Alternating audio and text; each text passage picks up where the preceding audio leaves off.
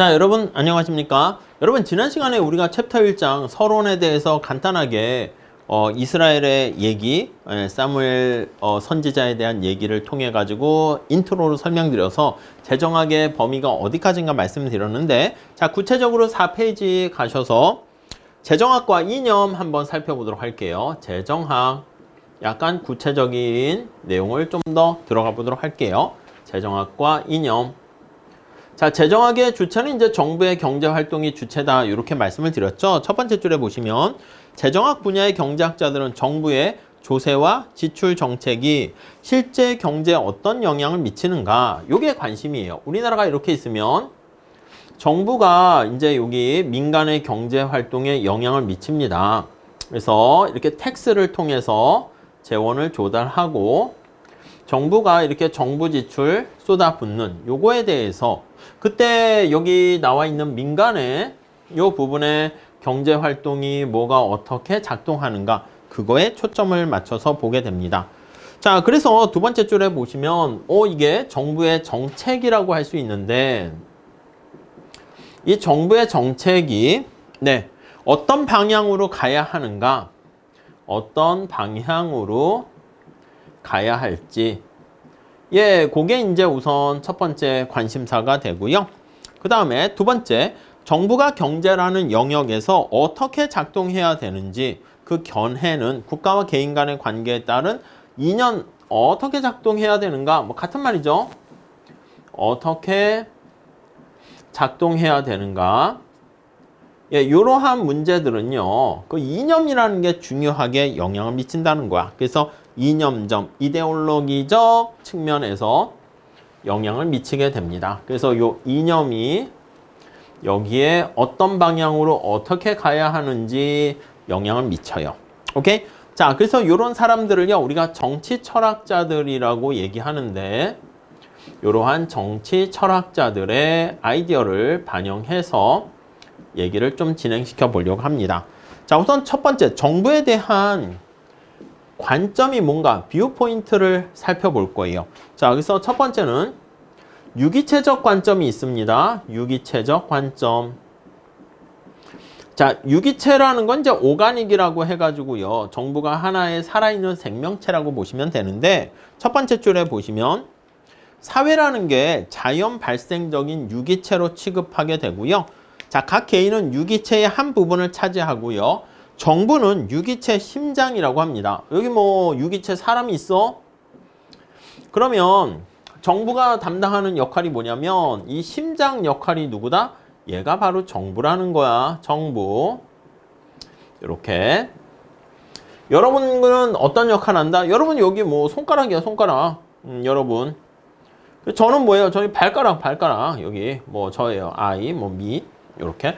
그래서 여러분과 저는 뭐 이렇게 손가락과 발가락 역할을 하게 되기 때문에 심장이 없으면은 다 의미가 없잖아. 그러니까 뭐 손가락, 발가락 정도는 없어도 살 수 있으니까. 자, 그래서 거기 보시면 심장, 정부를 위해서, 각각의 이건 개인이란 뜻입니다.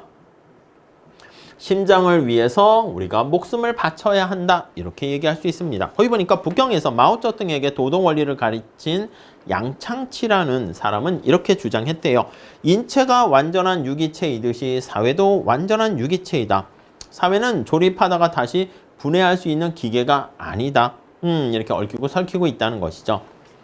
자, 그래서 각 개인은 공동체의 부분으로서 의미를 나타내고요. 개인 입장에서의 선이다라는 것은 사회 전체 입장으로서의 선으로 정의된다. 그러니까 개인 입장에서 추구하는 목표와 선은 뭐냐? 그러면 사회가 잘 되는 거, 국가가 잘 되는 거. 나는 국가와 민족을 위해서 이 땅에 태어났다, 이렇게 되는 겁니다.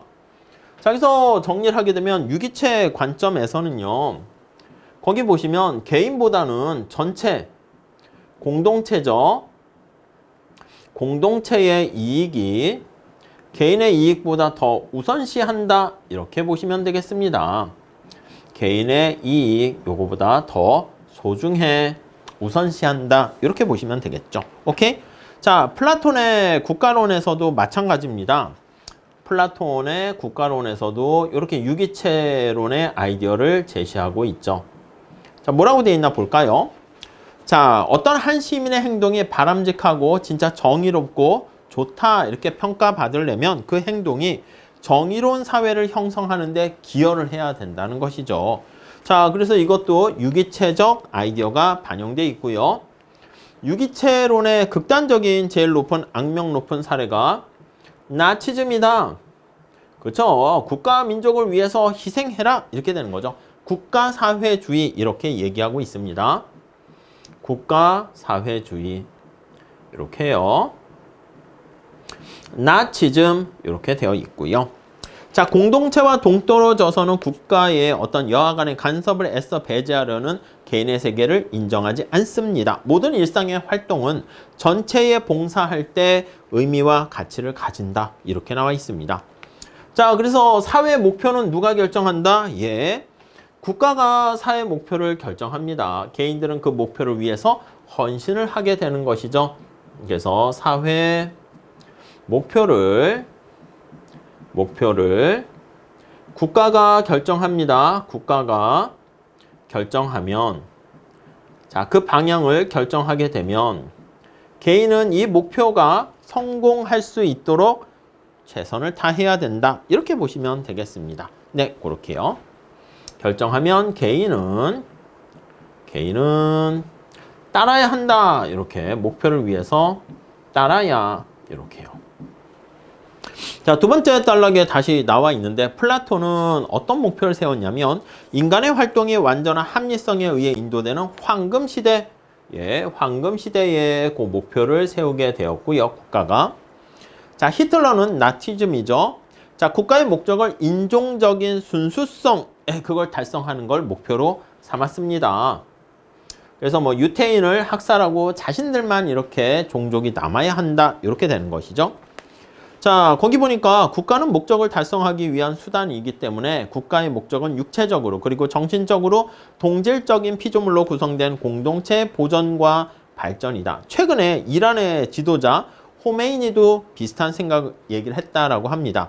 선한 사회만이 선한 신자를 만들 수 있다. 그래서 인간은 반은 천사이고 반은 악마래요. 그러니까 정부의 목표는 뭐냐면 법과 적절한 처벌을 통해서 반쪽 악마성을 가진 인간과 투쟁하는 것이다. 예, 그렇게 얘기를 했네요. 자, 사회 목표는 매우 다양하기 때문에 가장 중요한 것은 사회 목표가 선택되는 방식일 텐데요. 유기체 관점을 가진 사람들은 특정한 목표가 사회 유기체에 의해서 추구되는 게 오히려 그게 자연스럽다. 이렇게 얘기하는 것이고요.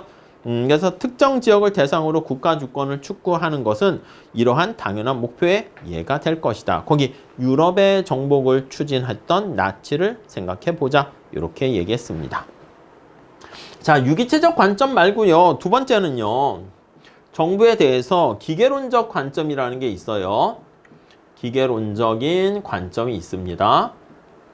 자, 이거는 이제 뭔가 한번 살펴보시면 자, 첫 번째 줄에 자, 정부는 사회라는 유기체 한 부분이 아니라 정부도 개인의 목표 달성을 용이하게 만든 하나의 메카닉이다. 그러니까 우리가 뭐 자동차 같은 거 생각하시면 돼요. 아니, 그러니까 이게 여러분들이 뒷바퀴 앞바퀴가 되고 이게 엔진이 있어. 이게 정부라고 할 수 있어요. 심장과 같이. 근데 이게 엔진은 뭐야? 이 자동차가 잘 굴러가게 하는 필수적인 거지만 이 바퀴가 없으면 엔진도 의미가 없잖아. 그래서 약간 강조를 해보면 여기는 국가 전체적인 측면보다는 좀 개인을 더 우선시한다. 이렇게만 생각하시면 되겠습니다. 자, 두 번째 줄에 미국의 정치인 헨리 클레이는 1829년에 얘기했습니다. 정부는 하나의 신탁이고요. 그 정부의 관리는 수탁인이 된다. 이렇게 보시면 되겠습니다. 그러니까 정부가 대신 그냥 하나 맡아서 어떤 보조 역할을 하는 겁니다. 대리인 역할을 하는 것이죠. 그래서 정부가 이렇게 신탁과 수탁은 뭐다? 예, 맞습니다. 국민 개개인들의 어떤 편익을 증가시키기 위해서 만들어진 것이기 때문에 개인을 좀 더 우선시한다. 이렇게 보시면 되겠습니다. 그래서 유기체 견해론과 기계론적 견해는 국가 전체를 중시 여기냐, 개개인들을 중시 여기냐, 그렇게 보시면 될 것 같고요. 자, 근데 두 번째 단락 보시면 정부가 개개인들이 국민의 이익을 우선시한다 이렇게 얘기했는데 아니 국민의 이익이 뭐야? 그런 문제가 또 따르게 됩니다. 자, 거의 모든 사람들에게 정부가 폭력적으로 개인을 보호한다라고 하면 이건 개인의 이익에 부합한다는데 이견은 없어요. 이를 위해서 정부에게 독점적인 강제력을 행사할 수 있는 지위가 확보되어야 해요. 그러니까 개인의 이익을 위해서 정부가 존재하는데 아니 그러면 정부가 이제 정부가 없으면 무정부 상태가 돼서 엄청나게 맨날 투쟁과 싸움만 일어나잖아. 그러니까 거기 호흡스가 얘기한 것처럼 대신 정부가 어떻게 하겠다라고 하면 사람들이 거기 따르겠다는 그런 계약이 필요하겠죠. 자, 그래서 토마스 호흡스 철학자는 뭐라 그랬냐면 인간의 삶은 고독하고 궁핍하며 고역스럽고 짐승 같은 짧은 생이 될 것이다. 실질적으로 국가 정부가 존재하지 않고 폭력이 난무했던 소말리아 예만 봐도 홉스의 통찰력, 무정부 상태의 그런 모습을 볼 수가 있습니다. 역시 홉스만 그런 게 아니라 아담 스미스도 비슷한 얘기를 했습니다. 거기 볼까요? 정부는 폭력과 외부 침략으로부터 사회를 보호해야 하며 사회의 개별 구성원을 다른 구성원으로부터 부당한 권리침해와 압제로부터 보호해야 된다. 그렇잖아. 우리가 민간의 자발적인 자생적인 질서인 시장이라는 게 있더라도 교환과 거래를 통해 가지고 서로 윈윈 할 수 있지만 시장이 끝났어. 장터가 다 마감됐어. 그러면서 껌껌한 저녁이 됐어. 누군가 내 물건을 침해하거나 내 재산권을 침해하거나 이렇게 되면 이런 시장과 교역이 제대로 활성화되기 어렵겠죠. 그러니까 아담 스미스는 야 정부야 네가 바로 경찰과 치안 업무를 담당해야 된다. 그렇게 주장을 하게 됩니다. 다음 페이지 가볼게요. 권한이 두 번째 줄 보시면 가장 제한된 형태의 정부는 사회 구성원으로 하여금 육체적 억압으로부터 자유롭게 하는 오직 하나의 기능을 담당하게 되고요. 아담 스미스는 거기에다가 개개인 혹은 적은 개인들이 모여서 사업을 시작하고 유지할 경우에 개개인들의 소수의 어떻게 보면 이제 이걸 카르텔이라고도 했죠. 소수의 사람들의 이익에 부합되지만 사회 전체의 이익이 되는 공공사업이나 공공기관을 창조하고 유지하는 책임도 있게 된다. 이렇게 얘기했습니다. 그 대표적인 예가 바로 뭐냐면 사회 간접 자본인 도로, 교량, 하수도. 이 공공재라고 하는 것이죠. 자, 그래서 기계론적 관점 입장에서 봤을 때 자, 거기 보시면 다음 단락 볼까요? 정부에 대한 견해가 기계론적 관점에서도 분화가 된다. 이렇게 나와 있습니다. 기계론적 관점에 있는 사람들도 이견이 이렇게 나눠집니다. 하나는요. 자유주의자 이렇게 있습니다. 말 그대로 자유주의자는 간섭하지 마 이렇게 얘기하는 거죠. 정부의 기능이 최소한으로 제한되어야 한다. 그래서 최소한의 정부가 가장 바람직해. 최소한의 기능을 가진 정부 이렇게 작은 정부라 볼 수 있겠고요. 정부가 더 이상 경제적인 역할을 해서는 안 된다 이렇게 얘기하고요. 아담 스미스의 말을 빌려 이야기하면 모든 사람들은 정의와 관련한 법을 위반하지 않는 범위 내에서 완전한 자유의지로 자신의 이익을 추구할 수 있어야 된다. 그러니까 정부가 개입하지 마 이렇게. 자, 제퍼슨은 이런 견해에 대해서 자유주의자들은 정부가 사회후생을 증진시킬 수 있다라는 그런 거에 대해서 회의적이야. 그래서 개입을 하지 마. 그래서 개입을 반대하는 거예요. 반대. 자, 이러한 의견을 갖고 있는데 토마스 제퍼슨이 다음과 같은 날카롭게 지적한 게 있대요. 거기 한번 볼까요? 자, 종종 인간은 자기 자신이 자신을 지배하도록 맡겨서는 안 된다는 말을 한대요. 인간이 다른 사람의 지배에 맡겨져야 한다는 것인가? 그러니까 자기가 자기를 지배하면 안 된다? 그럼 남이 지배해야 된단 말인가? 그렇게 되면 왕의 모습을 한 천사가 인간을 지배한 적이 있는가? 가만히 보면 아니라는 거지. 그래가지고 이러한 역사적인 상황을 통해 가지고 앞에서 제기한 의문의 답을 제시한 게 아니냐 이런 거예요. 잘 음미해 보세요. 그 다음에 사회민주주의자가 있습니다. 사회민주주의자. 자, 번역을 뭐 이렇게 했는데 거기 보시면 소셜 데모크래트 나와 있습니다. 자, 거기 볼게요. 상당 수준의 정부 간섭이 개인의 이익을 위해서 필요하다. 아니 정부가 간섭하지 말라고 해서 아예 간섭 안 하면 어떻게 해? 최소한 경찰 역할에만 국한할 뿐만 아니라 거기 보시면 사업장의 안전 규제 이런 거 해야지. 안전의 수준을 이렇게 제대로 하지 않으면 근로자와 고용주 간의 자발적인 계약을 통해 가지고 만약에 뭐 근로를 제기하는데 어이구 작업 환경이 3D 환경이야 위험해 안 된다는 거야. 거주 주택과 관련한 인종차별과 성차별 금지, 성 또는 인종 차별 금지. 이거 해야지. 차별을 금지해야지. 이런 측면에서 정부가 개입할 필요가 있다는 것이죠. 그리고 저소득층에 대한 사회보장급여 이런 거. 개인의 자유를 침해할 수가 있습니다. 그렇지만 정부가 이 정도는 사회보장급여 이걸 통해 가지고 정부가 규제를 할 필요가 있다. 이렇게 보시면 되겠습니다. 어쩔 수 없이 개인의 자유와 충돌하게 되는데 이게 자꾸 철학적으로 넘어갑니다. 그래서 사회민주주의자들은 자유라는 게 육체적 억압이 없다라는 것 이상의 의미를 갖게 되는 거야. 야, 네 맘대로 해 이게 아니라 좀 안전한 환경에서 최소한의 인간다운 수준을 유지할 수 있는 그 정도까지는 정부가 보호를 해줘야 된다는 것이죠. 그래서 아예 완전히 개입하지 마 이게 있고 이 정도는 정부가 개입해야 될 필요가 있다. 이렇게요. 자, 이 책의 관점 보시면 개인이 집단에 우선한다는 관점은 이게 비교적 새로운 거래요. 그래서 역사학자 로렌스 스톤은 다음과 같이 얘기를 했다라고 합니다. 거기 보시면 블러블러 해가지고 두 번째 줄 끝에 일반적으로 이견이 없었는데 개인의 삶, 자유, 그리고 행복의 추구는 16세기 전형적인 식자 계층이 훌륭한 사회의 주요 목표로 인정하지 않았던 지극히 개인적인 발상이었다. 그러니까 개인을 우선시 여겼던 것도 사실은 아주 옛날부터 있었던 게 아니라 최근에 등장했다. 이렇게 보시면 되겠습니다. 그 후 다음 페이지 가보시면요. 기계론적 정부에 대한 기계론적 관점이 앵글로 아메리카 지역의 정치 사상을 지배하게 되었고 그러니까 예전에는 대부분 유기체적 관점이 지배적이 되었다가 말 그대로 기계론적 관점은 최근 등장했다니까요. 기계론적 관점은 이게 최근 이렇게 등장하게 되었고요. 자, 두 번째 줄 한번 보시면 하지만 이 관점의 우위는 완전한 건 아니었고요. 좌파적인 견해를 가지고 있는 사람뿐만 아니라 우파적 견해를 가지고 있는 사람도 개인주의적 관점에 대한 반론을 제거하였다. 그러니까 약간 뭐냐면 기계론적 관점 이렇게 있더라도 이게 무조건 너무 개인을 우선시하는 거 거기에만 다 맡길 수는 없다는 것입니다. 예를 들어서 거기 볼까요? 민주당 상원의원 후보자였던 엘리자베스 워렌은 이 나라에는 자수성가한 사람은 한 명도 없다. 무슨 말이야?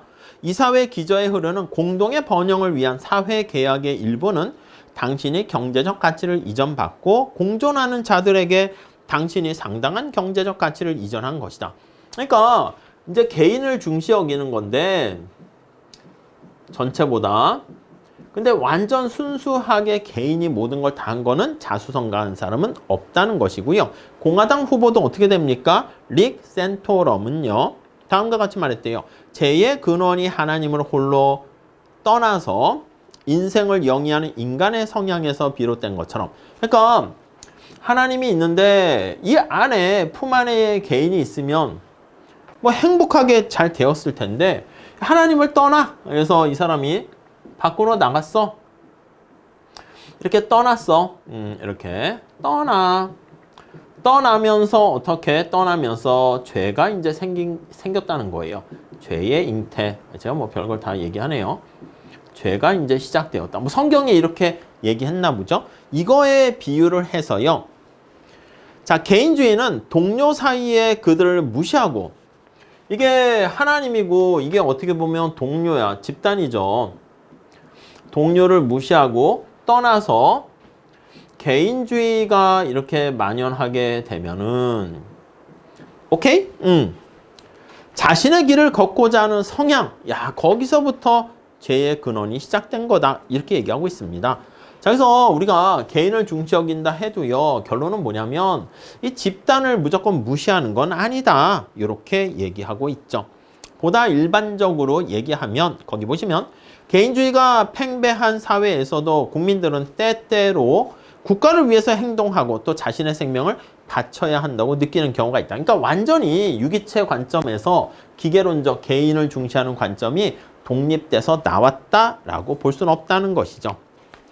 자, 앵글로 아메리카 지역의 경제 사상이 개인주의적 전통을 따라서 발전해 왔다는 사실은 전혀 놀라운 것은 아니고요. 개인들과 그들의 욕구가 주류 경제학에 초점이 되고 이 책에 반영돼 있고 이 책도 주류 경제학을 기반으로 얘기하는 것이죠. 개인주의적인 전통 내에도 정부가 얼마나 적극적으로 경제 활동을 해야 하는가에 대해서는 많은 이견이 있고요. 그래서 다음 단락 볼까요?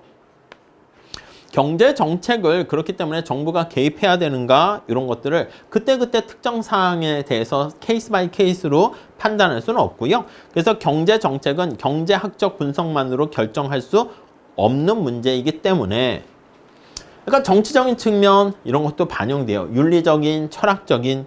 그래서 거기 보시면 경제학이 이제 그런 거죠. 정치 경제학 속성을 지닙니다. 그래서 정부의 행위 혹은 방임이 타당한가의 여부는 불가피하게 부분적으로는 윤리적이고 부분적으로는 그러니까 어떤 게 바람직한가 이거는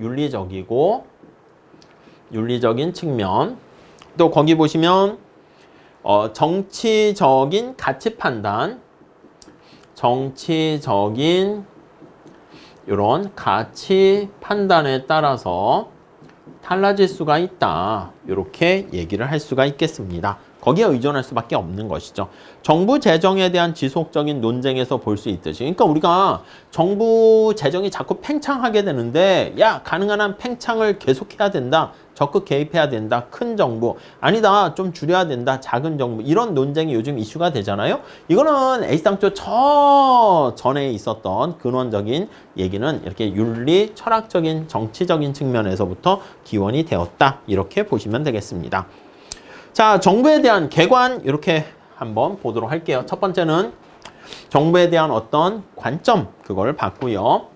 정부에 대한 개관 이렇게 간단하게 한번 보시죠. 자, 우선 첫 번째 줄 정부에 대한 관점과 이념이 정부 활동의 적정 범위에 대한 사람들의 견해에 대한 영향을 미친다는 거. 그러니까 정부를 어떻게 바라보는가 그거에 따라서 정부의 활동 규모의 이 폭이 제한된다니까요. 작은 정부 하면은 정부의 활동을 가능한 한 최소로 해야 되고요. 아니야, 정부의 역할은 비대해져도 돼. 중요한 거 하는 거야. 그럼 큰 정부 하면 정부의 역할이 커지게 되는 것이죠. 자, 두 번째 줄에 공공정책에 대한 제대로 된 견해를 형성하기 위해서는 이러한 관점과 이념만으로는 부족하고요. 정부가 실제로 어떻게 작동되는가, 뭐 말로만 떠들 게 아니라 실제로 작동되는 어떤 원리 요것도 봐야 된다는 것입니다. 자, 거기 볼까요? 공공부문에 대한 법률적 제약이 가해지고 있는가? 정부 지출은 어떤 분야와 활동에 이루어지고 있는가? 지출의 재원은 어떻게 마련되고 있는가? 그러니까 실제로는요. 법률적인, 법적인 여러 가지 제약이 존재하겠죠. 이것뿐만 아니라 정부의 지출은 어떻게 사용되고 있을까? 이게 정부의 활동입니다. 그리고 거기 밑에 보시면 정부 지출의 재원은 어디서 마련되고 있을까? 이런 것들에 대해서 우리가 다뤄야 한다는 것이죠. 이런 문제들에 대한 이해가 필요하게 되고요. 재정 구조의 세세한 부분을 파고들기 전에 한국과 미국을 중심으로 한번 얘기를 진행합니다. 자, 다음 페이지 한번 가보시면 정부의 경제 활동과 관련한 한국의 법 체계 이렇게 나와 있어요. 법까지 우리가 들어가요. 정부가 어떤 법적인 활동을 하는데 그 제약을 우리가 살펴보게 됩니다. 자, 우선 거기 첫 번째 보시면 정부의 경제 활동에 대한 근본적인 규정은 헌법에 담겨 있대요. 이게 막 산으로 가긴 하지만 이렇게 한 번쯤 볼 필요는 있겠습니다. 아니, 헌법에 뭐라고 담겨 있어?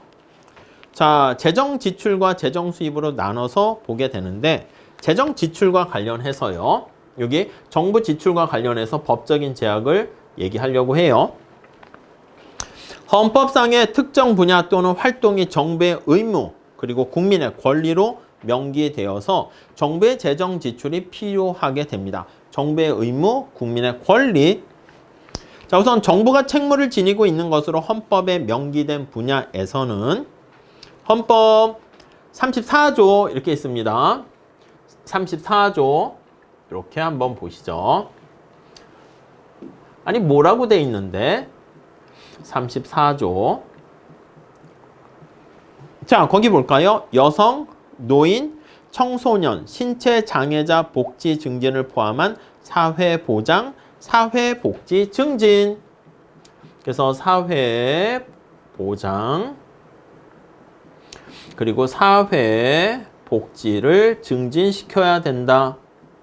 예, 이러한 얘기가 담겨 있고요. 오케이.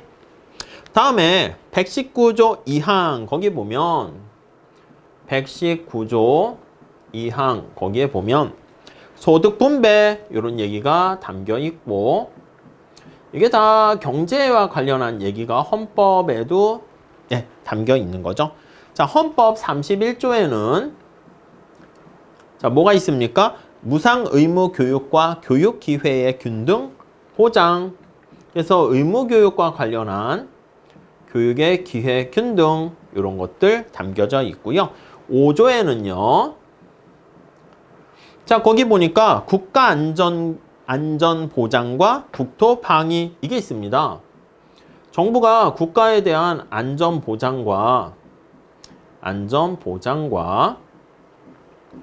국토를 지켜야 한다, 방위해야 된다. 이러한 내용이 담겨져 있고요. 그 다음 127조 127조에는 자, 과학기술의 혁신 이렇게 있습니다. 과학기술의 혁신 이렇게요. 자, 그 다음에 119조 2항 보면은 119조 2항에 보시면 자, 균형 있는 국민 경제 성장 및 안정. 그래서 균형이 잡힌 성장과 안정적인 성장이죠. 예, 그렇게 보시면 되겠고. 그 다음 35조에는 환경 보존이 있습니다. 35조에는 환경을 잘 보존해야 된다. 이런 것들이 있고요. 자, 그 다음 페이지 가보시면 34조에는 재해 예방 있고요. 한 번씩 읽어보시는 것도 괜찮을 것 같습니다. 재해 예방. 예, 그러니까 이 헌법 전문이 이제 철학적이면서 추상적으로 다양한 얘기가 많이 있죠. 35조에는 주택개발 정책까지 있네요. 오, 별게 다 있죠. 그래서 35조에는 주택개발 정책 이런 얘기도 담겨져 있고요. 그 다음에 119조에는 시장 지배와 경제력 남용 방지. 약간 반독점법 관련된 건가 보죠. 119조 거기 보시면 시장 지배력과 시장 지배와 경제력 남용을 방지. 예, 요거를 방지하는 거. 이러한 내용들이 담겨져 있습니다. 그리고 32조에는 최저임금제 이렇게 담겨 있어요. 최저임금제. 자, 그러니까 우리가 재정학에 관련해 가지고요. 정부의 활동, 지출과 그 다음에 여기 재원을 마련하는 등등에 대해서 있는데 이게 다 법적으로 이제 규제가 가 있습니다. 이 안에 테두리 안에서 활동을 할 수밖에 없게 됩니다. 자, 그 다음에 두 번째 단락에 보시면 정부의 책무를 시행하기 위해서 재원 조달 방법이 요거는 지금 앞에서 말씀드린 것처럼 어떻게 정부가 돈을 쓰고 어디에다 쓸 것이냐 이거에 대해서 지금 얘기를 했다면 지금 이 상황에서는 아니 재원을 마련해야지 어떻게 마련할 건데 우리가 이제 보통 조세를 통해서 마련하는데 그게 거기 있습니다. 가장 중요한 게 조세야. 조세 법률주의 합니다. 거기 보시면 제38조 세금은 조세는 법률에 의해서 우리가 거둘 수가 있게 돼요. 법률주의 이렇게 내용이 담겨져 있고요. 오케이? 법률에 의거해서만 조세가 징수될 수 있고요. 모든 국민은 법률이 정하는 바에 따라서 납세 의무를 지니고 있습니다. 세금을 내야 돼요. 납세 의무 이렇게 부여하고 있고요. 그 다음 59조에는 조세의 종목과 세율은 법률로 정한다. 이렇게 나와 있죠. 59조 이렇게요. 따로 쓰지는 않을게요. 그 다음에 58조에는 거기 보시면 국채를 모집하거나 예산 외에 국가 부담이 될 만한 계약을 체결할 때는 본드를 발행하거나 아니면 국민들에게 부담이 되는 어떠한 계약을 체결할 때는 국회의 의결을 얻어야 됩니다. 국회의 동의를 받아야죠. 의결을 통해 가지고 정부가 그냥 마음대로 막 할 수 있는 것은 아니라는 것입니다. 그래서 정부가 돈 좀 빌려야 되니까 본드를 발행해서 재원을 조달해야지 그냥 막 할 수 있는 게 아닙니다. 오케이. 자, 이렇게 국채 발행과 관련한 뭐 이런 것들은 21장에서도 얘기할 건데 아무튼 정부가 돈을 어떻게 쓰고 이런 데 잘 쓰라는 얘기야. 어떻게 재원을 조달하고 국회의 동의를 통해서 국민에게 허락을 받아야 된다는 것입니다. 이런 법적 제약이 거기 담겨져 있다는 것이죠. 근데 거기 다음 단락에 보시면 기획재정부의 조세 개요와 관련한 우리 왼쪽에 보시면 조세가 국세, 지방세, 소득세, 법인세, 부가세를 중심으로 해서 국세가 있고요. 지방세는 주민, 레저, 재산, 자동차세 등등등 이렇게 있는데 너무 많은 재정학자들이 얘기하기를 뭐라 그러냐면 너무 조세 체계가 복잡하고 세제를 좀 단순화시켜야 한다. 이렇게 주장을 하고 있습니다. 오케이? 뭐 그 정도 정리를 하시면 되겠고요. 우리나라뿐만 아니라 거기 보시면 미국 관련한 법 체계도 있습니다. 첫 번째 줄에 보시면 미국의 건국자들이 가졌던 정부의 경제 개입에 대한 우려는 미국 헌법에도 반영돼 있어요. 연방정부 관련해 가지고요. 거기 보시면 우리나라랑 비슷한 이게 한국 얘기고요. 미국 관련해서 살짝 보시면 미국 자 우선 미국은 연방정부 이렇게 연방정부 측면에서 얘기를 한번 몇 가지 정리를 한번 해보도록 할게요. 자 우선 첫 번째 미국 헌법 제8장 1조는 의회에게 부채를 상환하고 미국 전체의 방위와 보편적인 복리 증진을 보장하는 권능을 부여하고 있다. 그래서 미국 헌법 8조 거기 보시면 의회에게 권능을 이렇게 많은 권능을 부여하고 있습니다. 이렇게요. 자, 그래서 두 번째 줄 수년 동안 보편적인 복리 증진의 개념은 의회와 법원에 의해서 넓게 해석이 됐어요. 자, 그래서 뭘 위해서 보편적인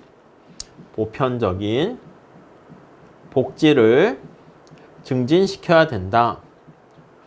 복지를 증진시켜야 된다. 이렇게 얘기하는데 복지를 증진 이게 이제 해석을 어디까지 보편적인 복지입니까? 이렇게 얘기하면 이게 의회와 법원에서 정의를 내리는 건데 좀 확대 해석되고 있습니다. 최근에 와서 이 조항은 정부 지출에 실질적으로 아무런 제약을 가하지 않고 있대요. 그러니까 뭐 복지를 증가시킨다 그러한 전제하에서는 다 오케이 해준단 말이죠. 헌법은 연방정부의 지출 규모에 대해서 절대적인 수준에서든 경제 규모 대비 비율로든 제한을 두지 않습니다. 그래서 여기 보시면 의회의 권한을 부여하면서 자 정부의 지출 연방정부의 지출 규모에는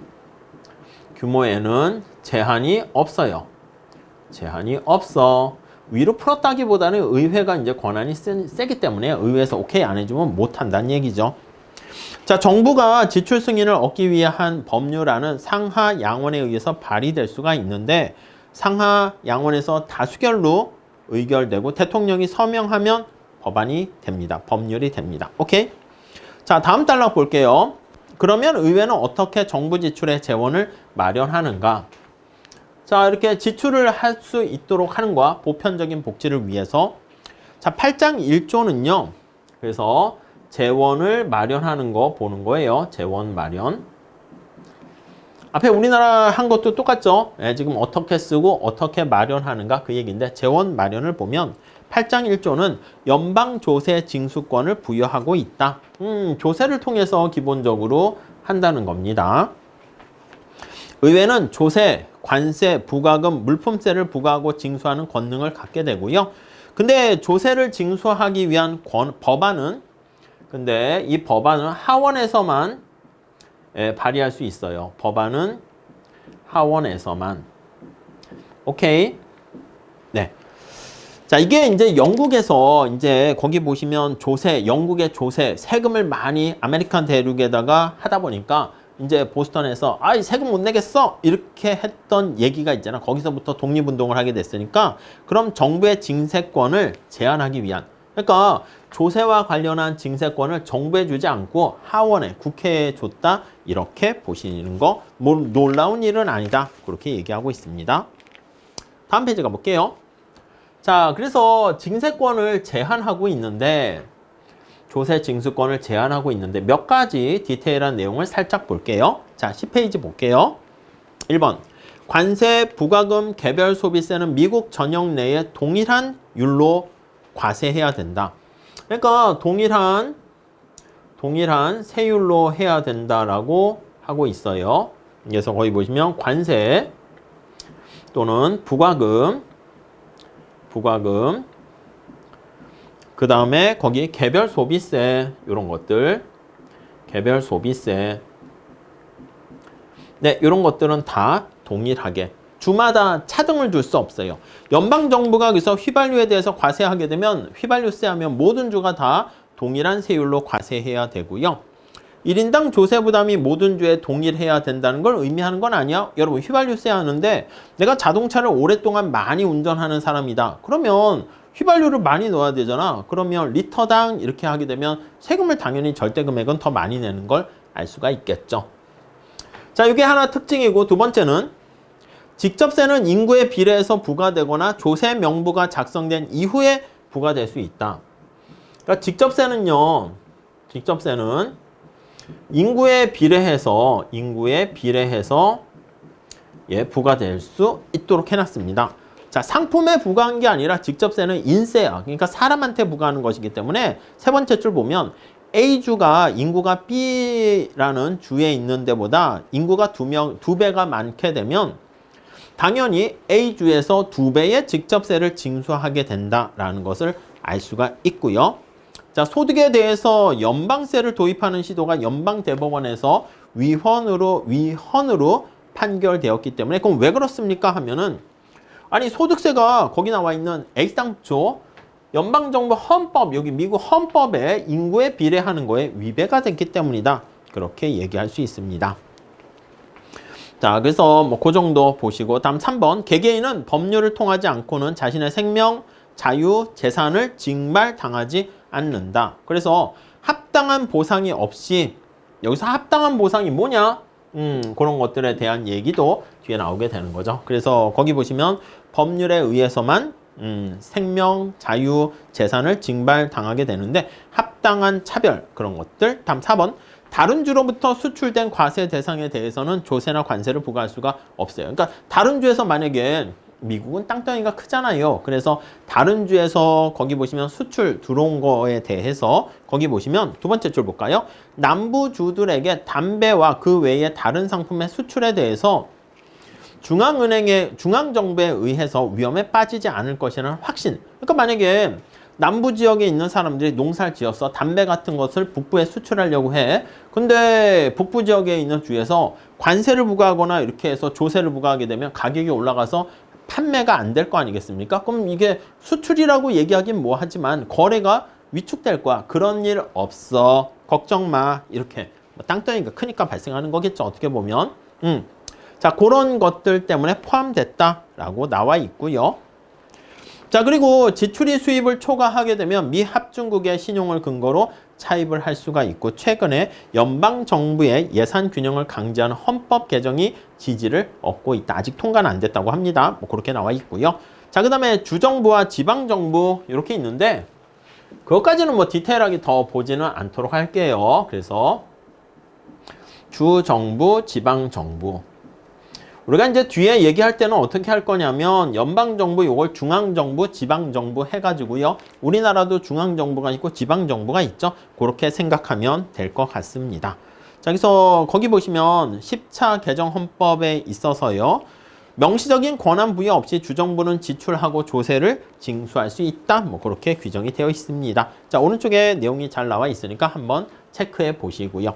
자, 그 다음에 그 내용은 살짝 보시고요. 그 다음에 11페이지 가보시면 국제 비교를 통해서 본 한국의 재정 규모와 구조 이렇게 나와 있습니다. 그래서 전체적인 그냥 재정 상태 관련된 여러 가지 내용들이 담겨 있는데 우리나라랑 미국에 대한 얘기가 있고요. 그걸 비교하고 있는데 같이 한번 살펴볼 필요가 있을 것 같아요. 자, 요 얘기는 좀 길어지니까 다음 시간에 같이 공부하도록 하겠습니다. 감사합니다.